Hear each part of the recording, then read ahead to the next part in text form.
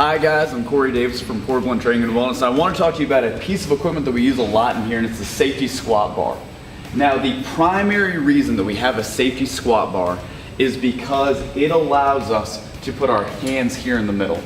Oftentimes when people have shoulder issues, or they're more likely to have shoulder issues, getting your arms up here on a squat is too much to ask of them. Either they have an injury or they are an overhead athlete, a pitcher, a quarterback, a swimmer, a volleyball player, somebody whose shoulder gets a lot of stress on them, and we don't want to further tax their shoulder in the weight room on a lower body day.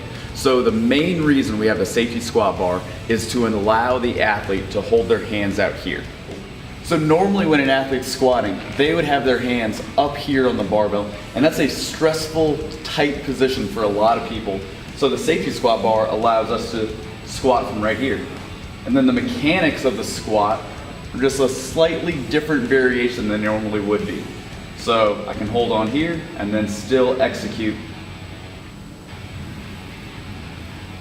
a squat just like I normally would.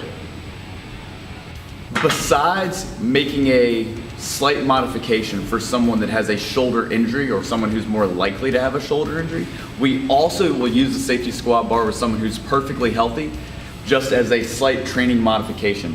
Because the weight shifts a little bit forward, it's almost in the same position you would have the weight as if you were front squatting.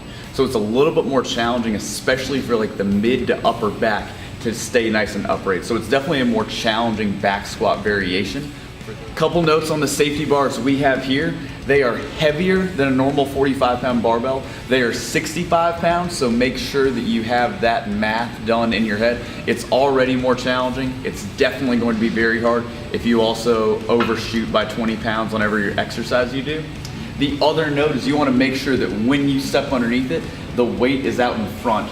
So you don't want to be backwards where this is facing out the wrong direction. We want it kind of in front of our body like it is right here. The safety bar is also really useful for a couple of exercise variations. One, good mornings are a lot more comfortable with the safety bar because you don't have to worry about the bar rolling up your back as much. It's a lot easier to leave in position.